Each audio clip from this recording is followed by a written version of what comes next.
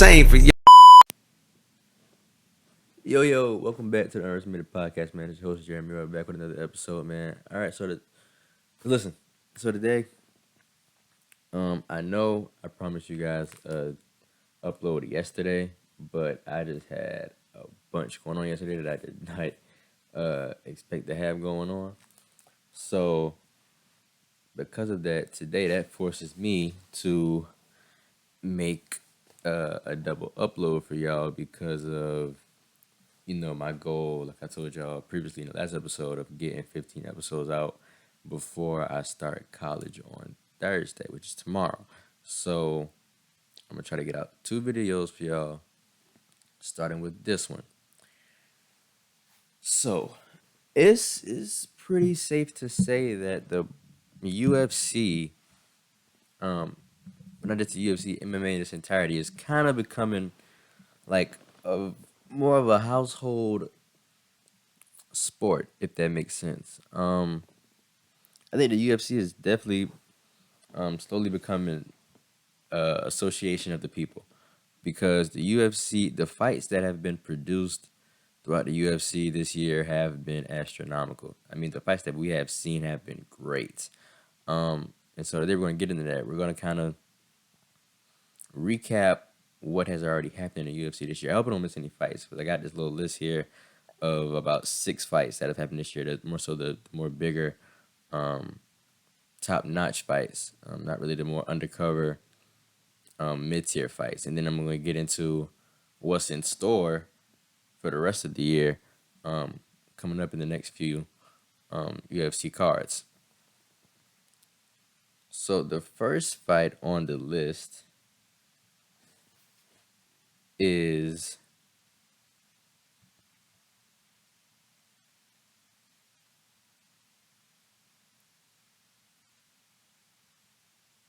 let me say this.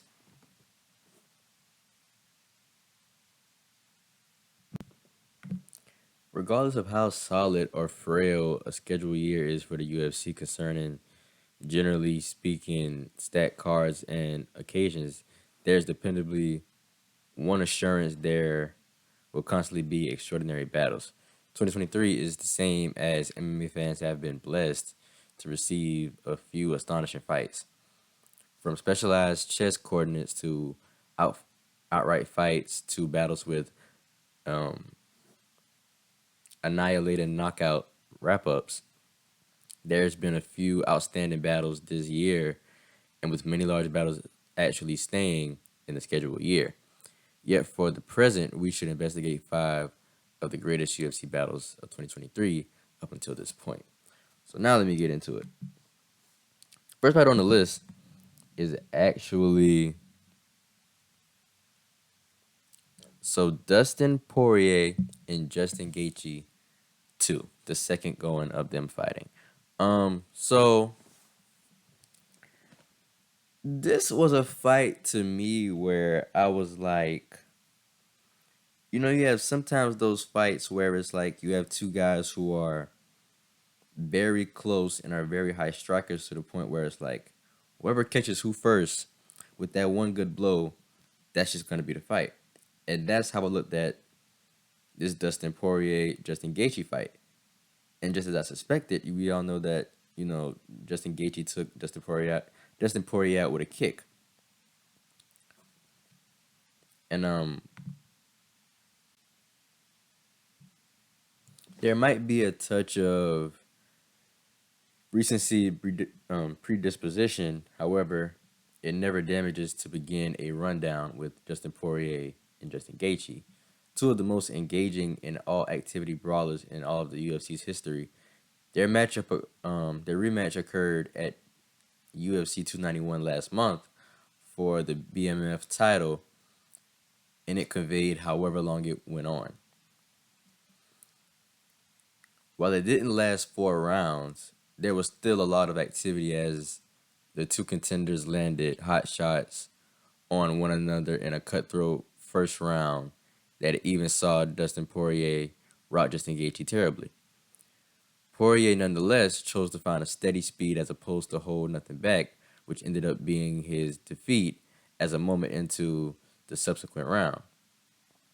Gaethje handled a unique head start with that ended up being switched into his lights out and sent MMA fans insane. It was a completion that many will recall for a long while. Now, I don't know. I mean, don't get me wrong. This is for the BMF title. Are these two guys some bad BMF? Yeah, yeah, yeah. Yeah, yeah. This is definitely a title worth being fought for between these two guys. But I'm actually kind of lost with the BMF title. I don't know if they do multiple or is it's just like a ongoing thing like any other title. Because last time I remember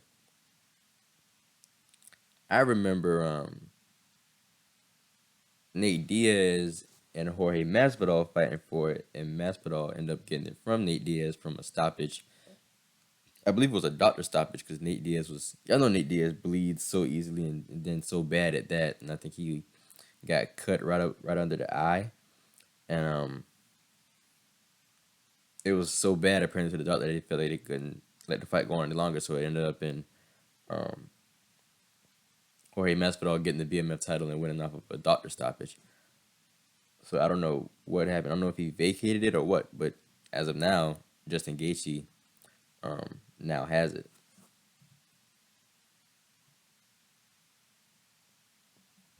So yeah, going back and looking at it, overall a very great fight. I can't say I am at ease with the result. I actually even though I said it was gonna be a fight where I felt like whoever got the first blow on the other guy to connect, that's what was gonna happen. Which is that is what happened. But I still was kind of pulling for Justin because I mean I'm sorry, not Justin, Dustin. If I was cause y'all know that I'm actually a pretty big Dustin Poirier fan, so I was kind of pulling for him to win this fight. But Justin has got the best of him this time. I hope we get to see a trilogy though, because now they have split the uh, the series 1-1. So hopefully we get to see a trilogy fight to kind of just break the ice and break the tie. So next on the list, it is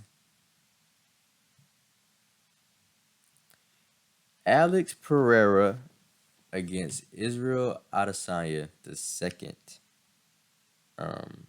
fight.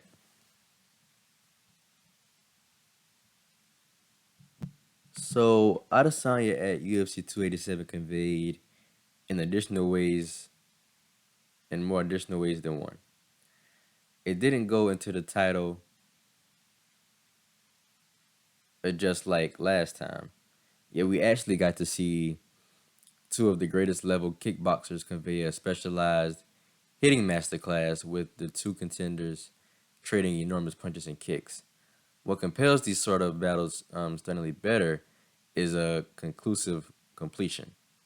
Very much like the primary battle, Pereira appeared to have harmed Adesanya terrible. However, as he was holding nothing back, he puts his protections down. Adesanya, in the meantime, was playing a touch of possum and figured out how to counter the Brazilian with a major right hand that shook him prior to conveying a blend that put him unconscious. Adesanya turned into a double cross boss. Lastly, um,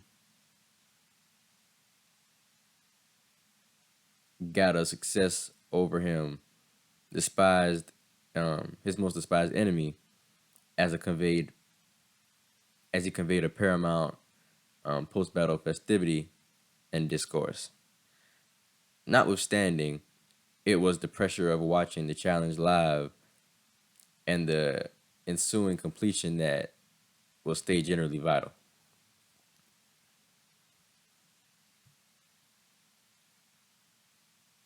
So obviously we know the Izzy and Alex Pereira rivalry and beef goes way back to even before them both entering the UFC. and they have just been two enemies of one another throughout the course of their mixed martial arts careers. But we know as it pertains to UFC 287, Izzy won the fight by KO with the right hand um, knockout to Pereira with 4:21 left in the second round. I was so glad Izzy got this win, man, because I was torn when he lost to Pereira in the first go round. Um, but that's just not the first win that Pereira has on Izzy. He has, like I said, a lot of wins outside of the UFC against Izzy before they even got to this point. So I think this is just a very vital win for Izzy and a win that Izzy needed um, for like a confidence boost, just for kind of superiority, um, su- superiority. I'm sorry, um, to kind of set the differential between him and Alex Pereira. But still, an overall, I wouldn't say a great fight because Izzy got him in the second round. It wasn't very, very long, but it was what it was. Okay, so third on the list, it is Geoff Neal against Shavkat Rakhmonov.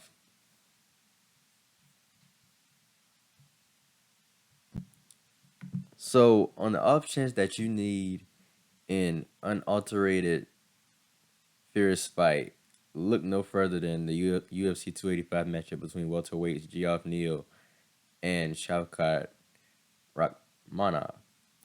Rakhmonov was the rising undefeated competitor, saw as a future boss going toward a veteran in Neal. Clearly, it couldn't be simple for a Rachmanov. It was everything except that. As fans got to observe a flat out slugfest with Neo having a lot of minutes with his boxing, notwithstanding Rachmanov showed a faithful jaw while landing numerous shots of his own, mostly with his kicking. Similarly, as the battle entered the last moment, um,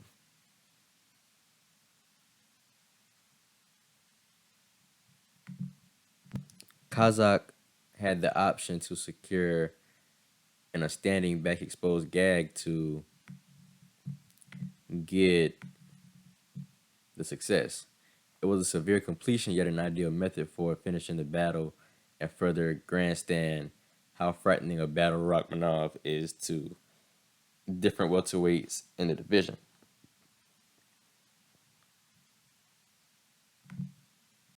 Now, it's no secret that this was one of the most incredible 170-pound battles that we'll probably see all throughout the year. Rachmanov came into this fight with a ton of promotion for this battle. However, Neal demonstrated that he's surprisingly extreme in the welterweight division. Neal even tried Rachmanov with hard counters that wobbled Wanderer without precedent for his vocation. Rachmanov recuperated, however, and landed solid punches in the third round to put Neal on the ropes. The undefeated competitor closed in for the death blow and secured a great standing back striped stifle finish that put Neal to bed. Rachmanov, who's 28 years old, is currently 17-0 in his expert profession, with all his wins dropping via knockout or submission. This was his greatest test to date, and the Uzbekistan warrior finished with no problem at all. The search for Rachmanov to have a chance at the welterweight top five, um, his later opportunity out. He even called out Kobe Covington in the post-fight interview.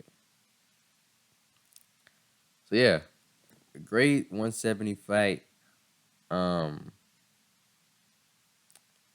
like I said, probably the best 170 fight we'll see all year. It was just like an all-out brawl. Like them boys went in there trying to go kill each other, and that's kind of what you kind of want to see sometimes. You kind of want to see guys go in there and hit. You don't want to see them do all that hugging and wrapping up. I know it's technique and it's part of the sport. Um, especially when it's like part of you bringing the wrestling and the submissive tactic into the sport as well. But sometimes you just want to see the boys go in there and hit. You want to see blood. You want to see broken noses and broken jaws, and that's what this fight gave us.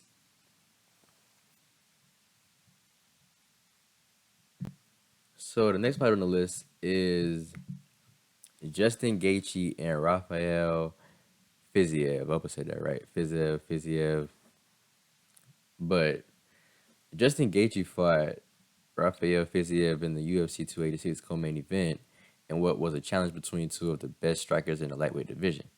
In any case, considering that Gaethje was falling off of misfortune to Charles Oliveira and the more youthful Fiziev was on a six-battle series of wins, many anticipated that the battle should flag a top-down restructuring. It seemed as though it would go that way as Fiziev had serious areas of strength for in the main round. Be that as it may, Gaethje made the more important changes and last began interfacing on Fiziev with significantly more recurrence. The outcome was a lot of brutality, as while Fiziev was still in it toward the finish of the battle, obviously Gaethje had won. That was considerably more clear by the dark red veil Fiziev was wearing eventually, as he had taken more harm that we'd at any point seen him take in the UFC.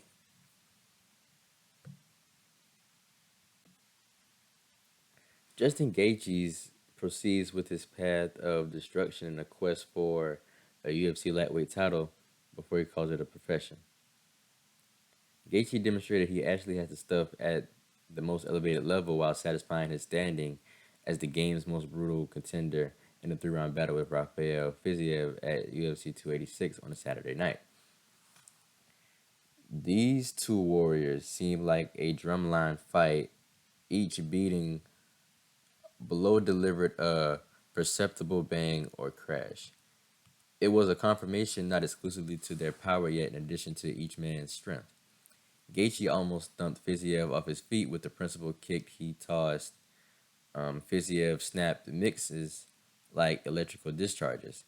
All aspects of the body was designated throughout the span of 15 minutes. At this point, neither one of them had faltered. The cutthroat soul among Gaethje and Fiziev was fit as a fiddle. Fiziev over and over went on and on between his barrages while Gaethje kept the funny bone notwithstanding the towering speed. It showed that up briefly at the end was close to right off the bat in cycle 3. Well, round 3 rather. Fiziev over and over froze Gaethje with strikes that would have disposed of most welterweights at the lightweight division. However, Gaethje, as he's done so often, endured and wrenched the strain. Fiziev's had cuts and welts all around his face that the battle was finished. An uppercut in the last 30 seconds was surely Gaethje's most huge blow. Round 1 probably had a place for Fiziev. Round 2 was a shot in the dark, and round 3 was surely Gaethje's generally unequivocal round, regardless of the early panic. The educators leaned toward Gaethje as he brought back home cards of 29-28 and 29-28 with the third opponent authority calling it a draw 28-28. I'm taking another run at the title, yet I will not be around anymore, Gaethje told UFC reporter Daniel Cormier in a post-battle interview at the O2 Field in London, Britain. So I'm so happy you folks could be here to partake in this with me. Much thanks to you folks. The battle was so common of Gaethje that the most stunning news emerging from the session was a takedown he got in the battle's last seconds. Gaethje, who is a refined university grappler, got the principal takedown of his 11-battle UFC vocation of Fiziev. Gaethje improved 24-4 in general with his main misfortunes over the most recent 5-year coming against Khabib Nurmagomedov and Charles Oliveira in world title battles. Fiziev dropped to 12-2 and snapped a 6 battle win streak. So that brings us into the next fight. We got 2 past fights left. Well, this including one of the two. And then we're going to get into what's in store coming up in the UFC world. So we got one of the biggest, if not the biggest fight of the year so far, Islam Makhachev and Alexander Volkanovski.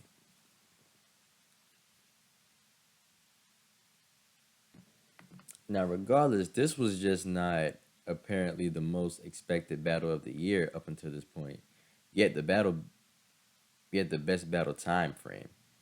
Alexander Volkanovski climbed to battle the greater Islam Makhachev for the lightweight title at UFC 24, and it was a very specialized and serious issue between two of the best pound for pound warriors on the planet. We got to see Volkanovski fight difficulty and manage Maskachev's heavenly ground game. We likewise got to consider his fresh striking to be the Aussie not just landed 70 critical negative marks against Maskachev, more than the top dog's last 6 rivals joined.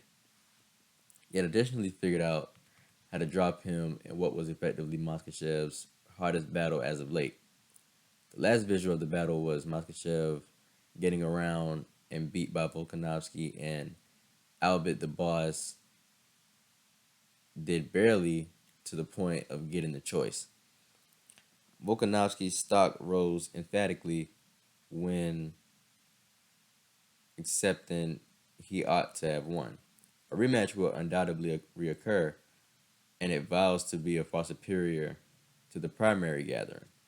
UFC 284 got it done on that Saturday night in Australia, where Islam Makhachev held his lightweight title regardless of a brave exertion from featherweight champion Alexander Volkanovski. Makhachev brought back home a consistent choice in the headliner from the RAC field in Perth, Australia, regardless of each of the 3 adjudicators giving Makhachev the gesture. Volkanovski dazzled many in climbing to 155 and giving the top dog all he could deal with. In the interim, Makhachev further developed his success streak to 12 as he keeps on ruling the contenders set in opposition to him. The undercard likewise saw Yair Rodriguez procure the interval featherweight crown with a second round accommodation of Josh Emmett. Rodriguez will probably have had a date with Volkanovski in the not so distant future. Furthermore, Jack Della Maddalena keeps on dazzling as he scored another first round stoppage with an accommodation of Randy Brown. This to me probably is the biggest fight of the year we've seen so far. Because this was an all-out brawl. You know, you want to see the best of the best go at it, even sometimes regardless of weight. Because these are 2 of the guys that are just top dogs, not just within their weight classes, but pound for pound. And this was considered, one of the more so, nonetheless, super fights that we get to see in the UFC. Now, I'm not exactly sure if Islam Makhachev was the indefinite winner. But then again, I think you can make a strong case for either of them.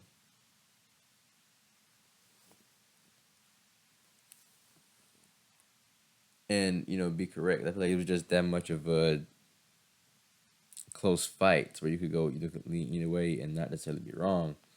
But all in all things considered, Islam Makhachev was the one who ended up getting the win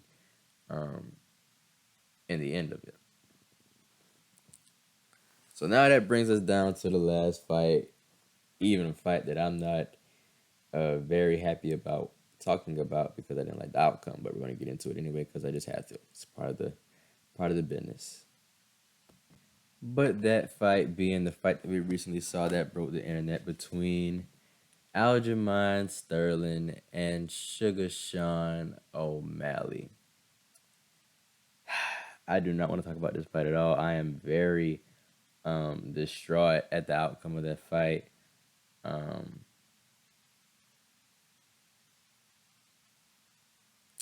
I just don't see how Aljo lost that fight. Um,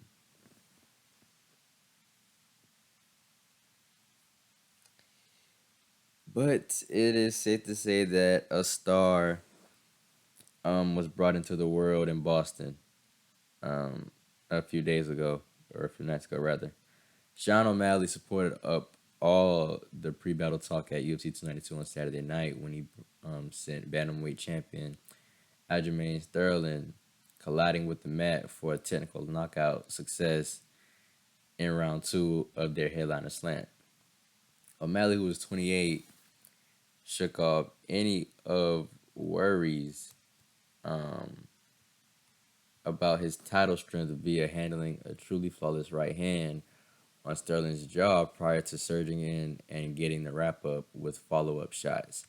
The visual of O'Malley dropping um, authentic marginally looked like Conor McGregor's stunning title win against Jose Aldo in 2015.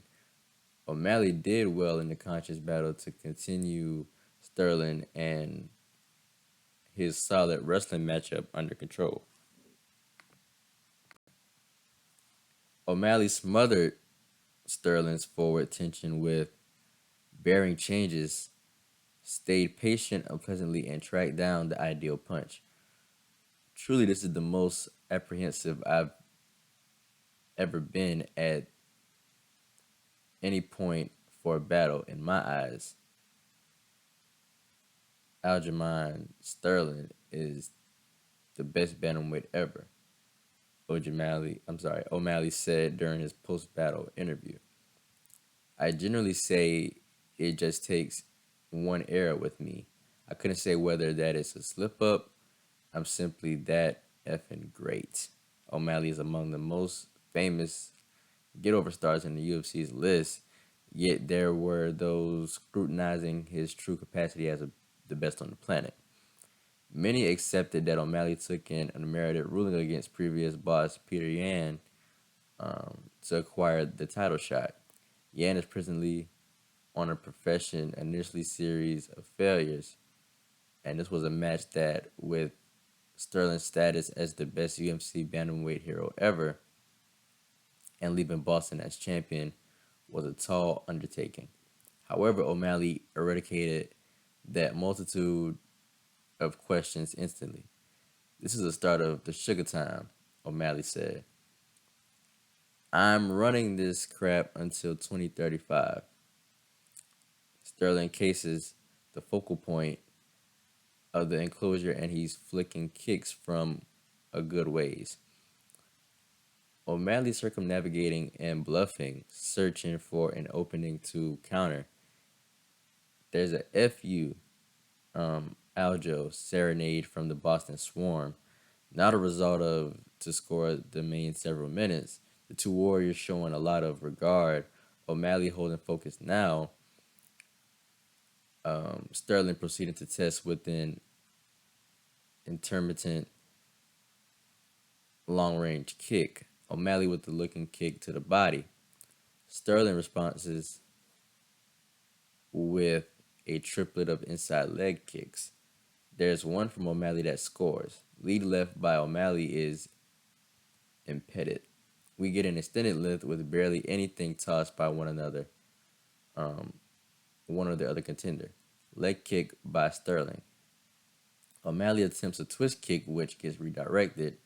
Single leg endeavor by Sterling. O'Malley adjusting on one leg as Sterling sneaks in a few light punches.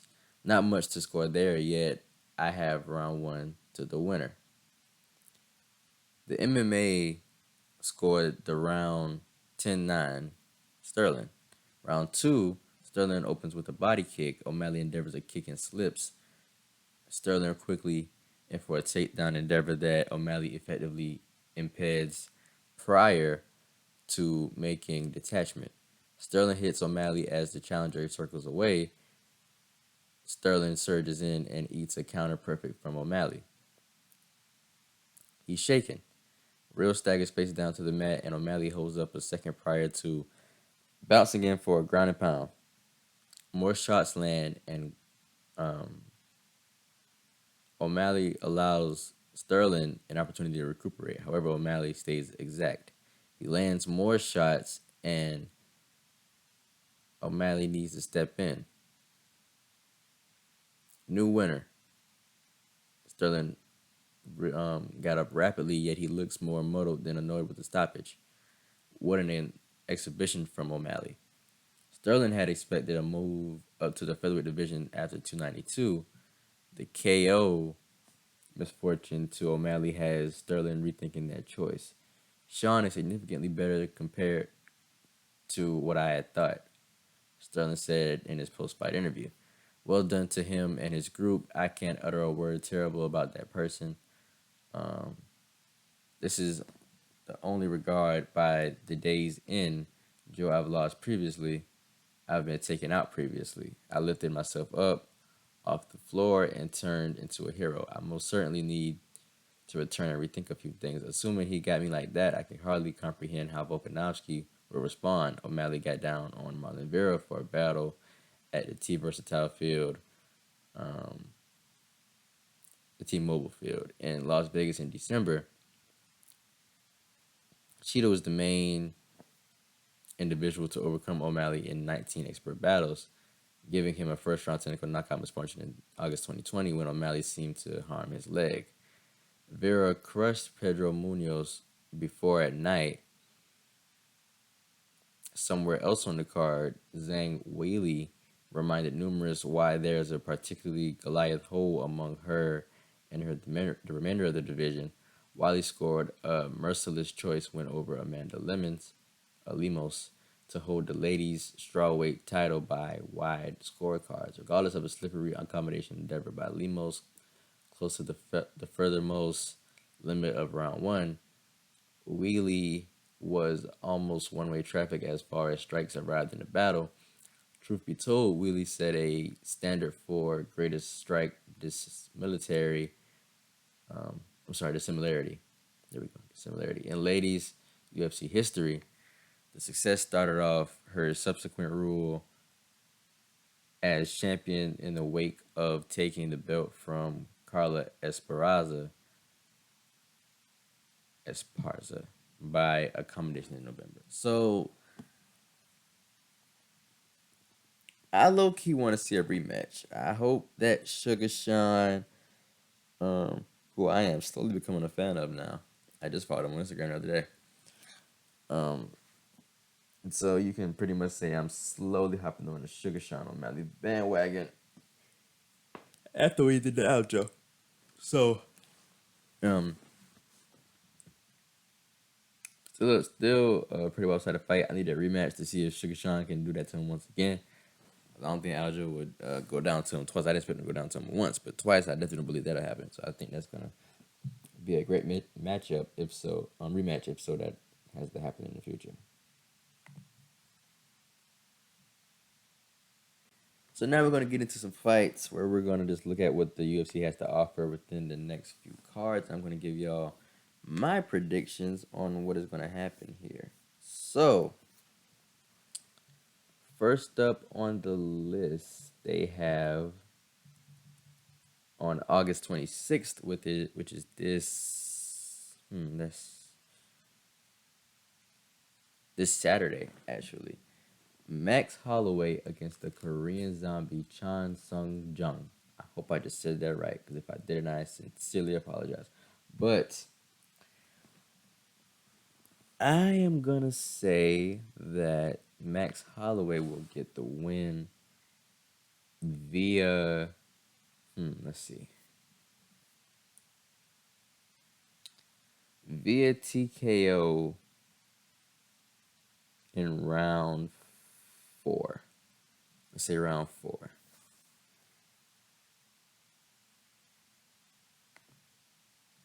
Yeah, I know it's 5 rounds in totality. I believe it's going to be 5 It's gonna be a TKO in round 4 actually.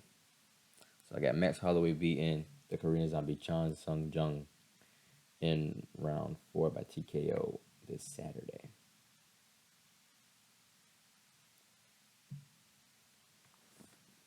So they have Cyril Gain against Sergey Spivak. I think this is an easy one to kind of get out of the way. I'm just gonna say Cyril Gain by uh, knockout in round 2.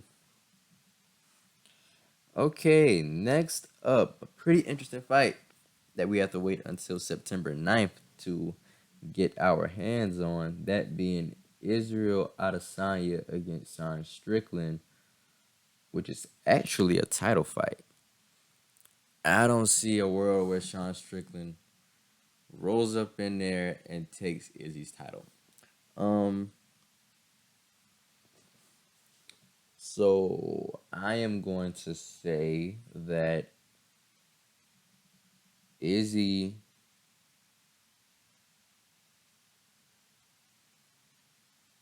I think Izzy's gonna knock out Sean Strickland in round 3, but not like with a kick.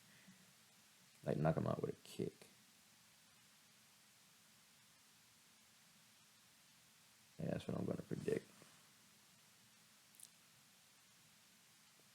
So next I see. Oh, also with that being said, that would mean that Izzy would retain his title, obviously. So now I see at UFC 294, Islam Makhachev versus Charles Oliveira, um, 2. It is on the main card, and that is October 21st, 2023 at 10 p.m. Eastern Time on pay-per-view and ESPN Plus. So I'm gonna get into 2 fights on here because they actually have uh Kamzat. I'm not gonna try to say his last name. Actually, I am Chimaev. So we're gonna say Chimaev against Paulo Costa. I'm gonna predict both of those fights. So let's start with that. Let's start with the Kazma Chimaev versus Paulo Costa. I'm gonna have Kazmat beating Costa by submission in round 2. Now, this Makhachev Charles Oliveira fight is gonna be pretty nice. I'm actually looking at it now. I'm actually very excited to see what this fight's gonna be like. I gotta catch this fight in October. Um, I think I'm gonna predict this fight based off of what I want to see. Um, this would be a fight that I don't want to be no quick knockout. I want to see them boys go toe to toe as long as possible. So I'm gonna predict that this fight goes the whole distance, but it was also a title fight as well. Uh, but I do predict that Islam Makhachev will beat Charles Oliveira by winning by split decision in all the fights completion.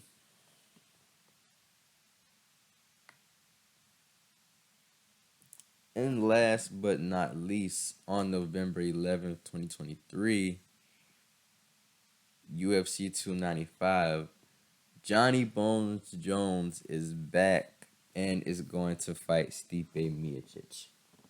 And that is also a title fight. Y'all, this is I'm sorry, I'm just saying it now because I've actually been, aside from the Jake Paul Nate Diaz boxing match, when it's come to calling out these fights, I've been pretty much on a roll, pretty much of a win streak with calling out who's gonna win.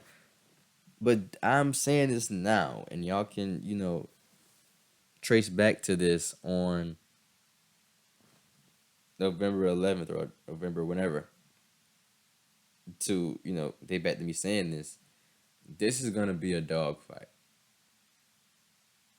Well, no, I'm not gonna say it'll be a dog fight. I mean it would be like contested. And I'm gonna say this is gonna be bad for Stipe. I'm just gonna put it like that. Stipe is going to get annihilated in this fight against Johnny Bones Jones. I sincerely feel sorry for him. I don't know what went through his mind to sign this contract. This is gonna get bad. To be honest, Stipe would be lucky to make it to round 2. Um, well, I also see Jessica and Andrade against Mackenzie Dern on the undercard. But I mean, if you want me to do it, that's just gonna be Jessica Andrade beating the world out of Mackenzie Dern. I say that's a knockout in round two. I just threw it out there in a way. Get the women in there as well. But John Jones is, in my opinion, gonna get Stipe out of there in round one, unless he wants to start off slow, kind of just wear him on down, then just boom, go for the kill. But if he wants to come out the gate swinging, I believe he can definitely get it done in round one, um, by TKO. So that concludes episode 14 of the Underestimated Podcast. I sincerely hope you guys enjoyed. If you're on YouTube, please don't forget to like, comment, share, and subscribe. Tell your mama, tell your granny, tell your pet monkey, tell your English teacher, tell your principal, whoever. Just let them know that the Underestimated Podcast is legit and we out here. So I'm gonna tell y'all this now. I start school tomorrow. Now I don't have class on Fridays. I know I usually put out an episode on Fridays, so the Friday uploads may not be affected. Um, but I don't know what the upload schedule is gonna be like once I start school. Because I definitely don't want it to be a thing where I start uploading once a week. If that's what I just have to do, I might just have to deal with it that way, and I hope y'all just bear with me for the time being. But with the way I remember my classes being constructed as well, I think I'm gonna still be able to be home enough early, um, be home early enough to still be able to record and get out episodes for y'all. So we'll see. We'll work something out. Y'all know I'll figure it out and work it out for y'all. I appreciate all the love and support though. Regardless, you guys continue to have a great rest of your Wednesday. Actually, I'm gonna go ahead and get started on recording the second episode I'm supposed to put out for you guys today. And if you're on Spotify, don't forget to give the channel a 5-star rating. And I appreciate you guys so much. It's all love. Don't forget to always remember, don't underestimate, appreciate. And with no further ado, I'm gone.